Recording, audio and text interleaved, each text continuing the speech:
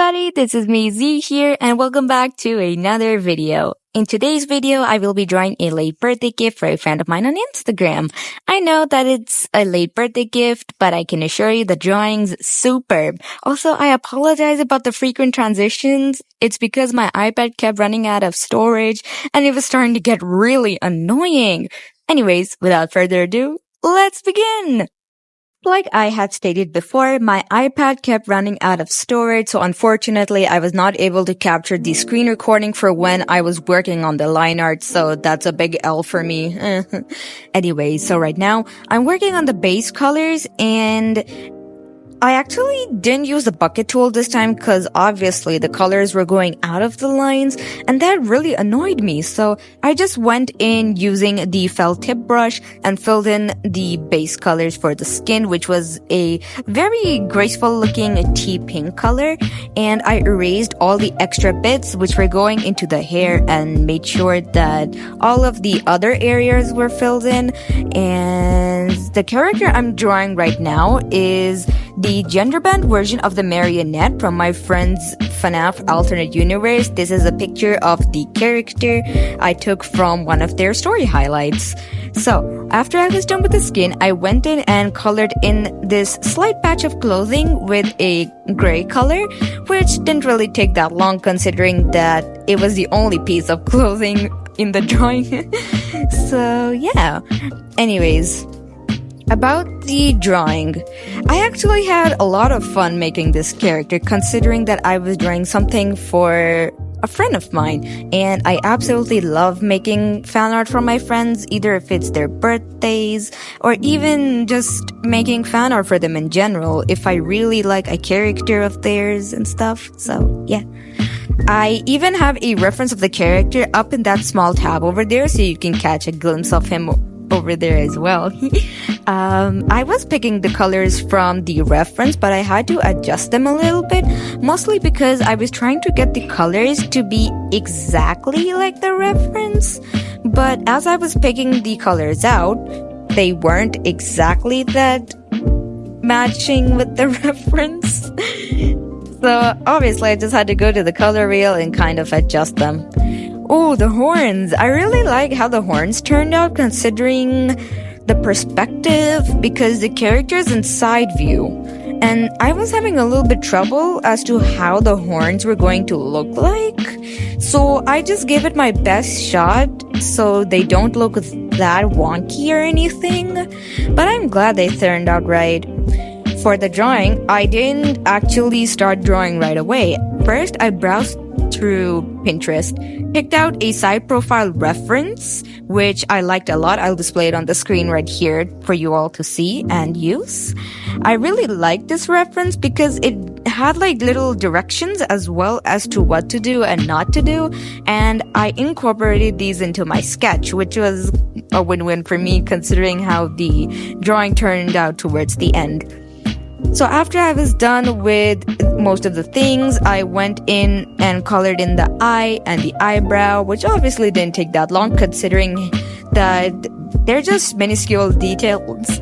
And we have the hair left, which took me a while because I used the bucket tool for the hair and then I had to fill in all the white spaces, which was kind of annoying. I'm not sure why that happens, but I just manually filled them in. Although I did try to use the other settings from the bucket tool. I adjusted the expansion setting a bit, but it wasn't exactly giving the result I wanted. So I just went like, you know what? I'm just going to do this myself. So here I am filling in the white spaces of the hair. And as for the hair, I think I messed it up a little bit because the character has curly hair, but I made the character's hair a lot different.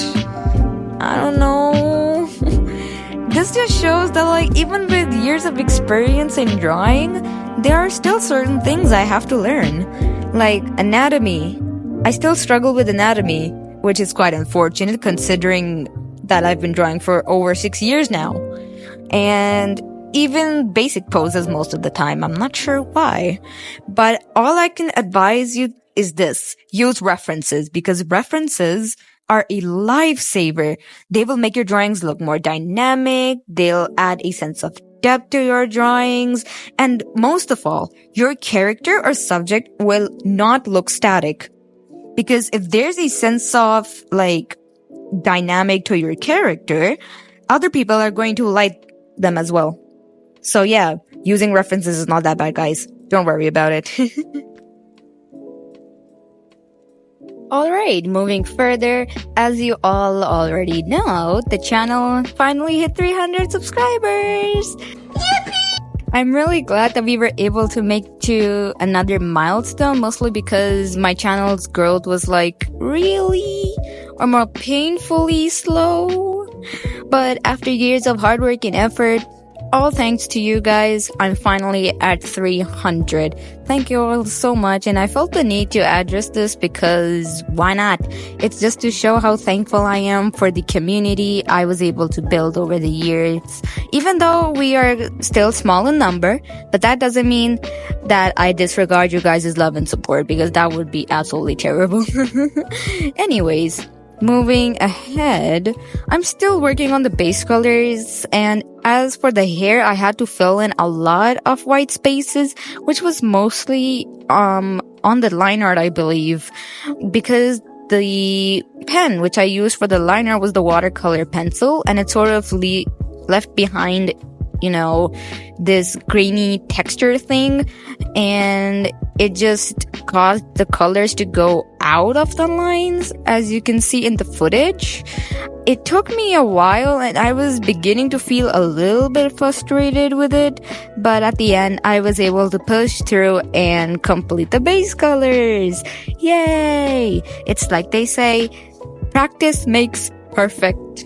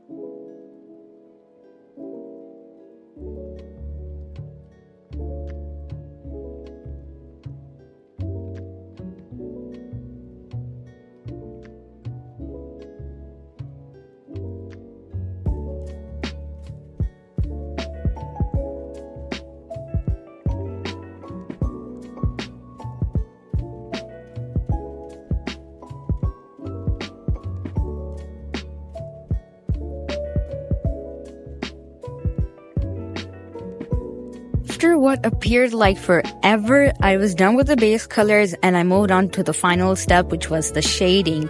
And I must say, I had a lot of fun working on the shading, mostly because, again, shading is my thing after all. And I get to like test and play around with the different colors, with the blending modes, which mostly just consist of the multiply and add layers here and there. And other than that, I just went for a super random style for the hair, because I kind of failed at making the character's hair accurate, because the character's hair was supposed to be curly, but I have no idea what the heckity heck I did right there. So I just went for it, and there was supposed to be a band of purple highlight on the hair, and I completely missed that. And I got to know about it right after I was done with the drawing. That was really hilarious. For the background, I just went in for a blob of color and drop shadow with some white outlines on the left-hand side to make my drawing look more detailed indeed. And then I went in and added in some of the final touches. And I also made a colored line art version of the drawing and added little straight P's at the back because those look really, really cute. And I say that a lot. I added in a little saying, added in my watermark, and done. is the finished piece. Again, I had a lot of fun working on this late birthday drawing for my friend Honey, and here's the drawing with its original line art color. Thank you all so much for watching this video. I hope you enjoyed it, and I'll see you all in the next one. Bye!